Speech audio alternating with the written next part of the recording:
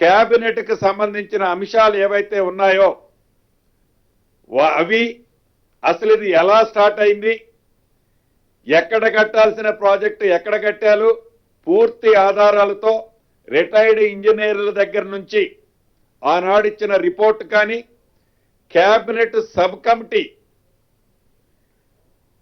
ఏ ఉద్దేశంతో వాళ్ళు వేశారు, అసలు కేబినెట్ సబ్ కమిటీ డిస్కషన్ ఈ కాళేశ్వరానికి సంబంధించిన మేడిగడ్డ, అన్నారం, సుందెల్ల ఈ 3 బ్యారేజీలకు సంబంధించిన అంశం మీద ఉందా, లేకుంటే వేరే అంశం మీద డిస్కస్ చేశారా?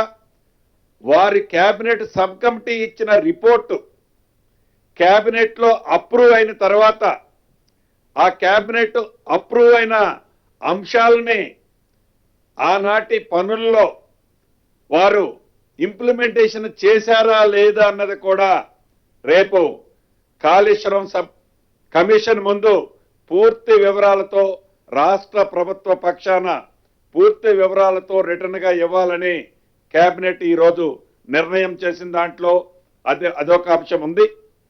అదే రకంగా సాధించుకున్న తెలంగాణ ఆనాటి 10 సంవత్సరాల్లో క్రీడలకు సంబంధించిన పాలసీనే ఫైనల్ చేయలేదు. ఈ రోజు ఆ పాలసీని ఫైనల్ చేయడం జరిగింది. దానికి సంబంధించింది గౌరవ మంత్రివర్యులు వారు కూడా పూర్తి వివరాలతో మీకు చెప్పడం జరుగుద్ది. అదే రకంగా 2047 విజన్ కి సంబంధించిన అంశాన్ని అన్న ప్రభాకర్ అన్న చెప్తారు. అదే రకంగా పరిపాలనకు సంబంధించిన అంశాలు ప్రతి 3 నెలలకు ఒక్కసారి, కేబినెట్ ప్రతి 2 నెలలకు ప్రతి నెలకి 2 సార్లు జరిగే అంశాలని ప్రతి క్వార్టర్లీ ఏదైతే ఈ కేబినెట్ లో జరిగిన అన్ని అంశాలు ఇంప్లిమెంటేషన్ ఎంతవరకు వచ్చాయి,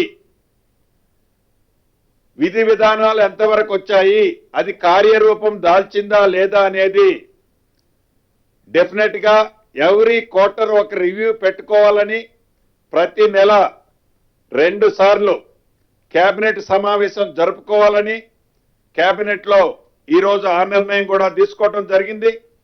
అదే రకంగా 2 కొత్త మున్సిపాలిటీలు సంగారెడ్డి జిల్లాలోని ఇంద్రేశం, జిన్నారం కొత్త మున్సిపాలిటీలు, అదే రకంగా ఇస్నాపూర్ని అప్గ్రేడేషన్ అంటే ఇస్నాపూర్కి పక్కనున్న కొన్ని గ్రామాలని ఈ మున్సిపాలిటీలో జాయిన్ చేయటం జరిగింది.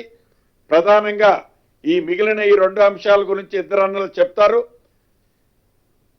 ఇందుట్లో ఏజెండాలో ప్రధానమైంది ఉన్నది లేనట్టు లేనిది ఉన్నట్లు గత ప్రభుత్వంలో అధికారాన్ని అనుభవించిన పెద్దలు వారి స్కిన్ కాపాడుకోవటం కోసం ఏదైతే తాపత్రయపడుతున్నారో అది రాష్ట్ర ప్రజలకు తెలుసని తెలియజేస్తూ నేను సెలవు తీసుకుంటున్నాను.